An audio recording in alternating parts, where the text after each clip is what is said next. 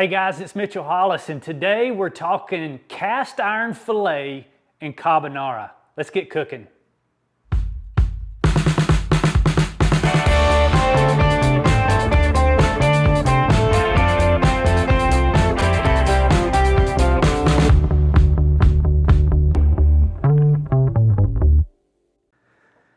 So if you know me, you probably know that I'm not really a pasta kind of guy. All throughout my childhood, my young adult years, even into my early married years, I really wasn't a pasta type of person. My wife loves pasta. Everybody around me loves pasta, but I've always been a carnivore. I love meat.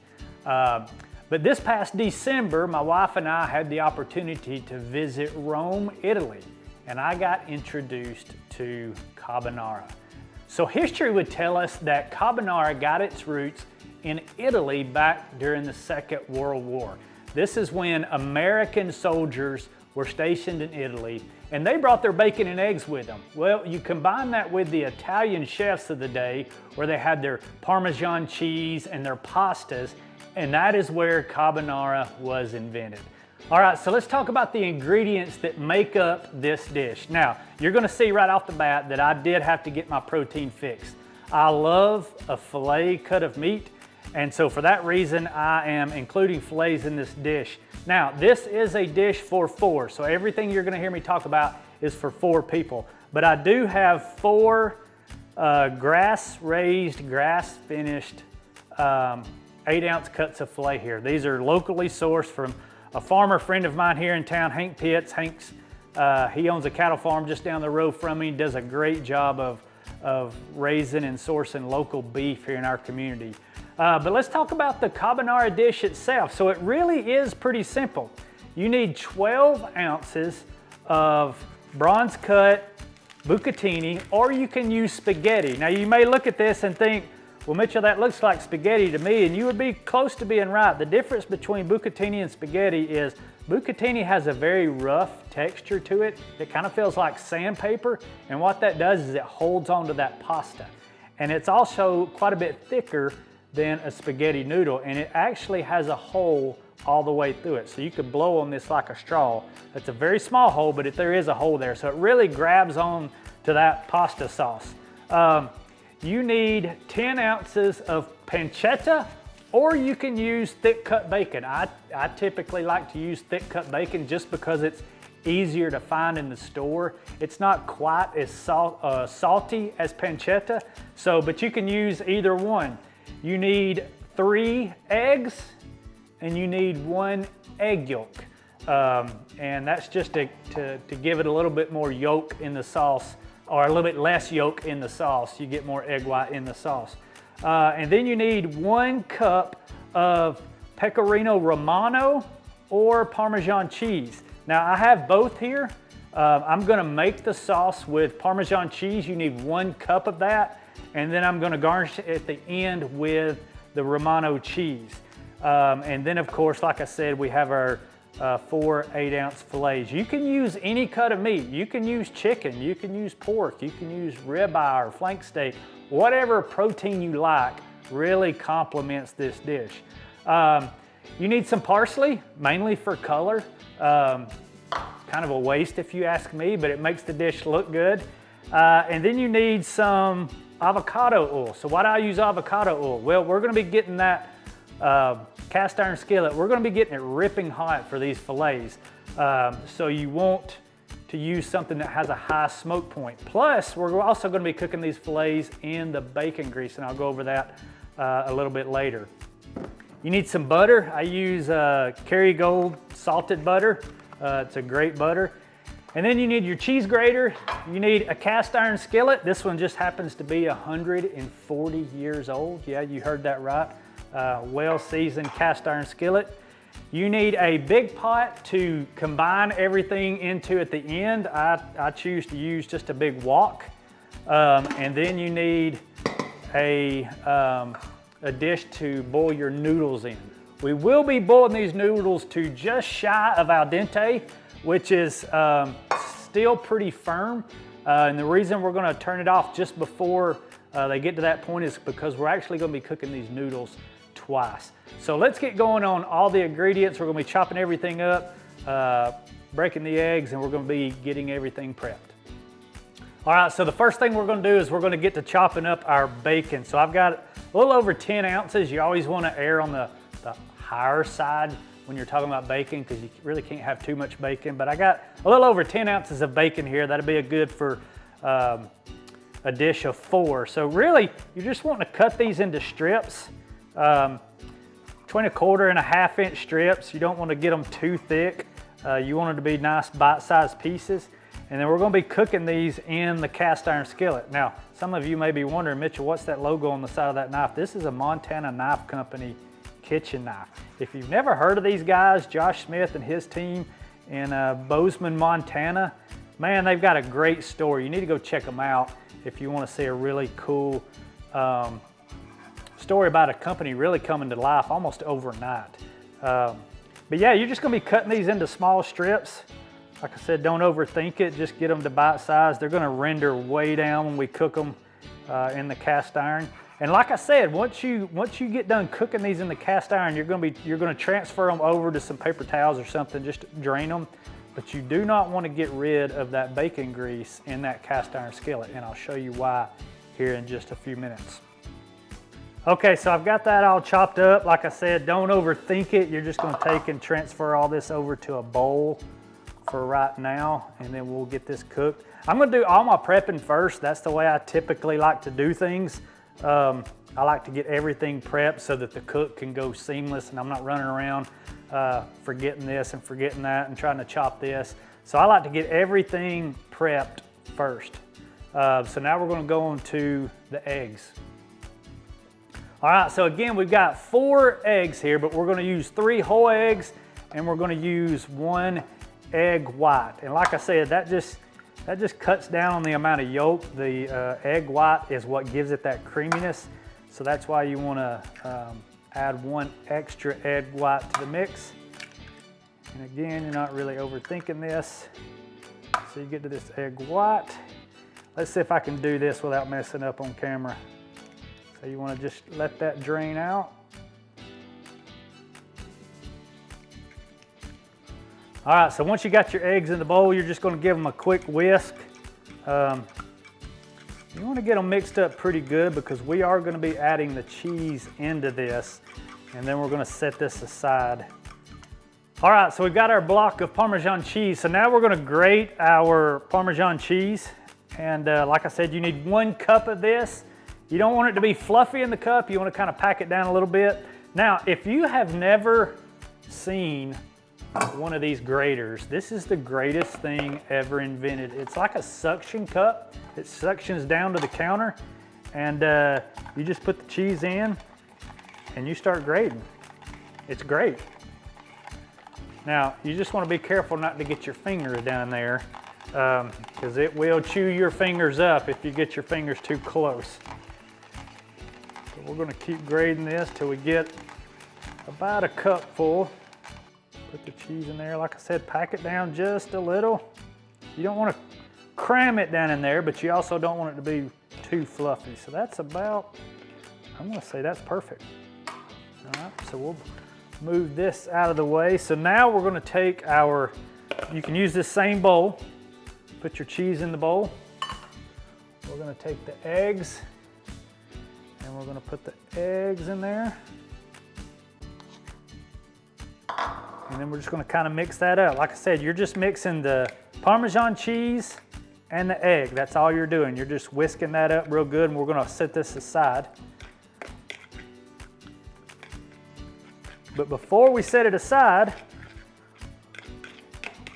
one thing that makes this dish so Italian is fresh ground black pepper.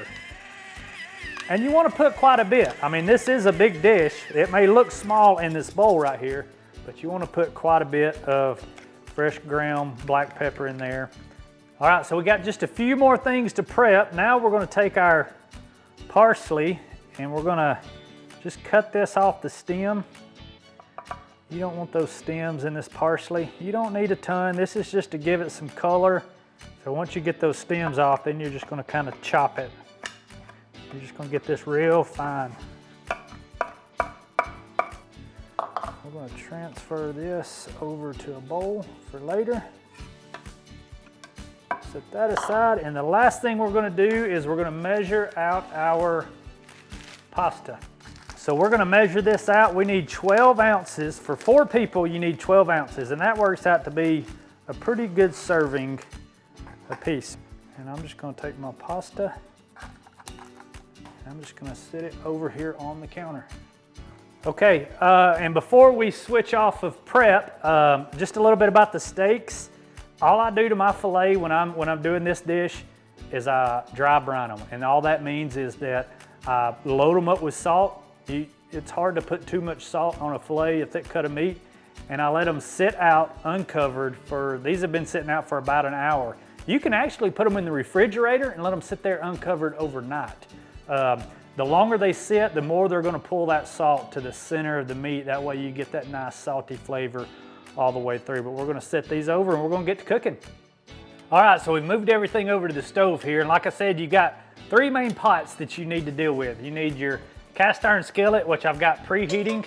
If you've never used a cast iron skillet, just remember, if you're using one for the first time, you got to preheat it. It's got to be warm. It's got to pull that oil in, or everything you put on it's going to become sticky. Cast iron is a great non-stick surface if you preheat it and you oil it. I've got my pot of water. It is coming to a boil right now. That is going to be where I put the pasta in. I'm going to put some salt, a little bit of oil in there so it doesn't stick to itself. And then this is where we're going to be combining everything in our wok. Now, before we get started, so I don't forget, when you get done boiling your pasta and you move it over to the wok, do not get rid of that pasta water. You're going to need that. All right, so we're going to get the bacon started. So if you remember, we chopped our bacon up into little pieces. I've got my cast iron skillet. If you don't have one of these infrared thermometers, get you one.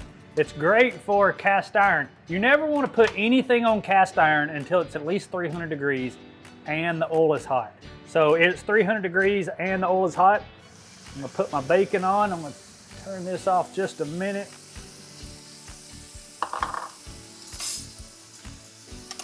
And then we're just gonna stir this bacon around until it renders down. There's gonna be a lot of bacon grease in here, but again, don't pour that bacon grease out until we get to the next step. You're gonna use that bacon grease, and I'll go ahead and tell you why you're gonna use it. Bacon grease puts one of the best sears on a filet that you can get, and it tastes good. I mean, anything tastes good in bacon grease, right?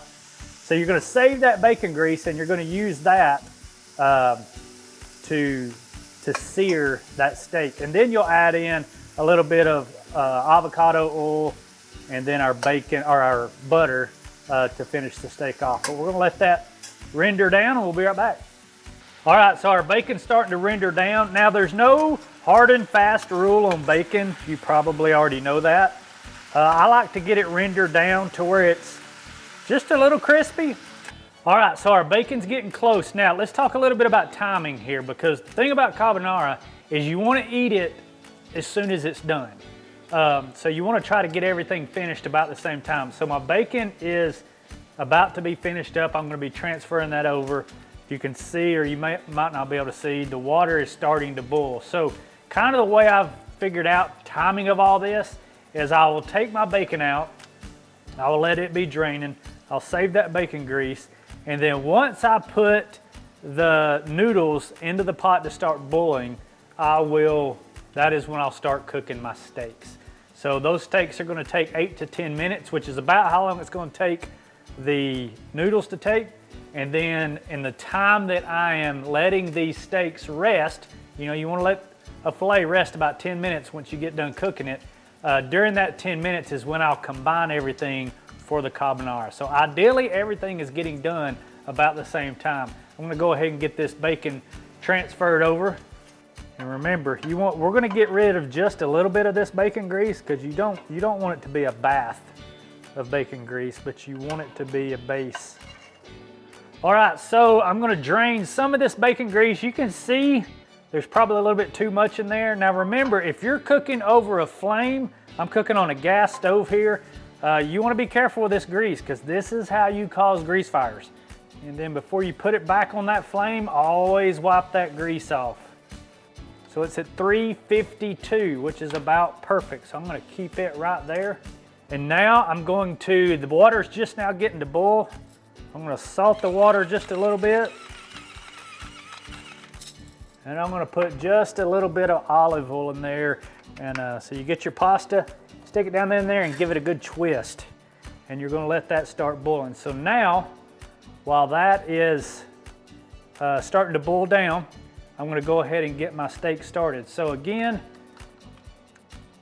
we're at 377, which is about perfect, maybe a little hot, but that'll be fine. So I'm gonna take these and we're gonna sear these for 3 minutes on each side. Now, I use Siri for a timer. She listens when I talk, and it's a great way to, but always use a timer when you're dealing with, especially with a thick cut of meat like this. These aren't cheap, so you wanna make sure you get them right. So we're gonna place these in. Give them a good push down. Make sure they're getting good contact with that pan. And we'll be back in just a minute.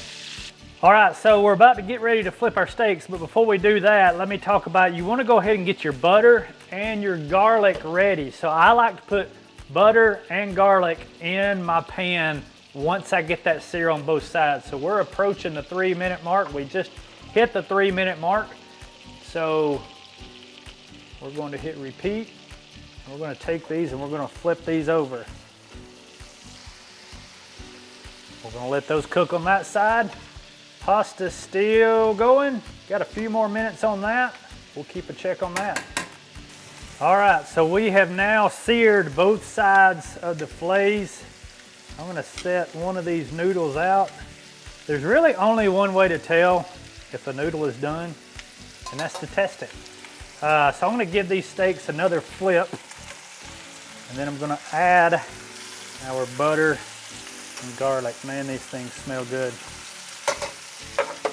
So I'm gonna take the butter, just gonna drop it in a few places. Now, this may start to smoke, and that's okay. If it's smoking and it's burning with butter in there, it's the good kind of char. That's the kind of char that you want. So I'm gonna take a little bit of garlic and let that continue to render down. Now, don't push on the meat, don't feel it, don't cut it. Put a probe in it and see what yours is. I love a good medium to medium rare. So if you like medium to medium rare, you'll pull your steak off at 125. If you like it a little more medium, pull it off at 130. I'm not even gonna discuss any more done than that because you're ruining a steak if you're cooking any more done than that. So, all right, so our steaks are at 113 right now. Our pasta is about done, so I'm gonna go ahead and transfer this pasta. All you wanna do to begin with is just transfer the pasta over to another dish. That way you kind of stop the cooking process. Plus, we're gonna wanna let this pasta cool just a little bit because you gotta remember what's in this carbonara sauce is egg and Parmesan. So if these noodles are too hot, you're gonna have scrambled egg noodles, and you don't want that. The reason we save that your noodle water is because we will add that to this to rehydrate these because they'll dry out just a little bit as we're waiting on these steaks to get done. We're at about 121 now. Steaks are looking perfect.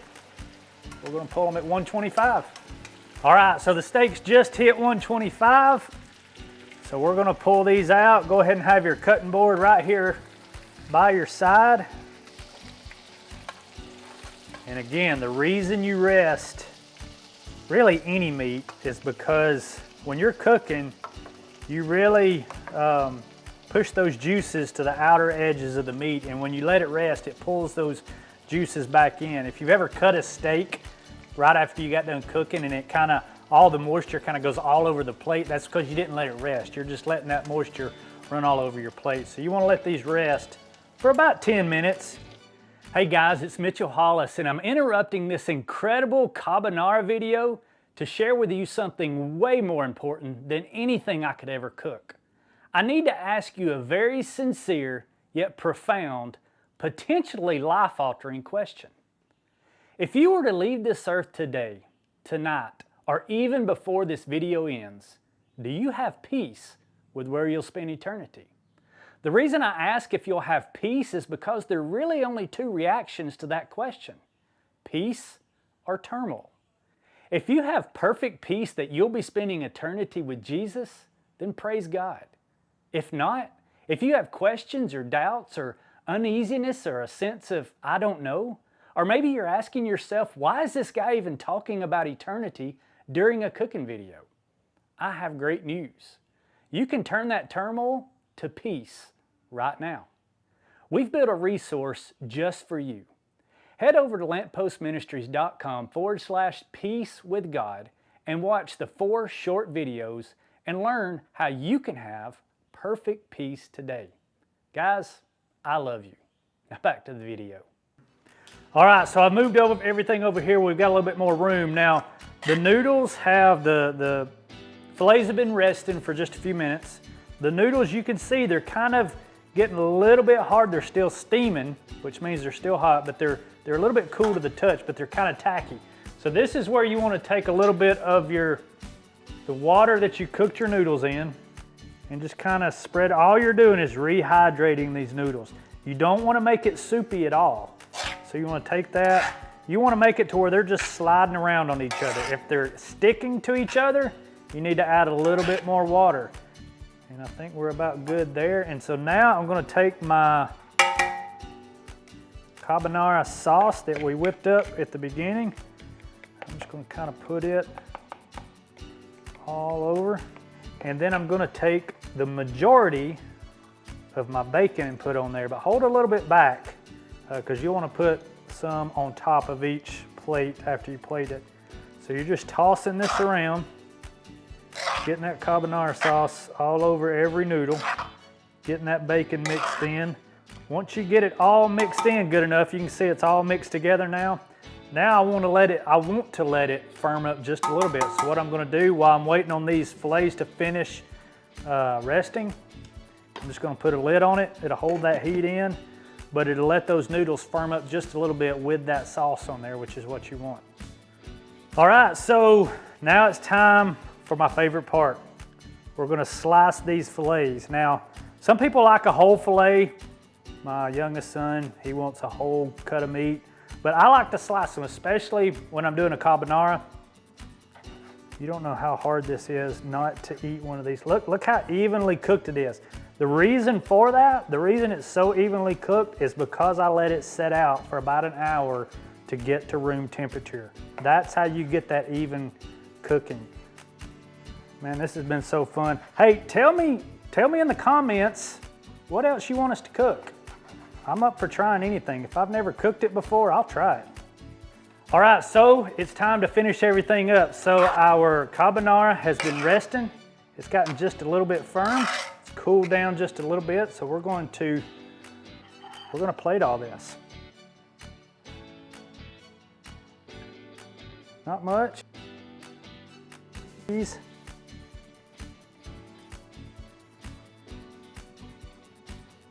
Steaks.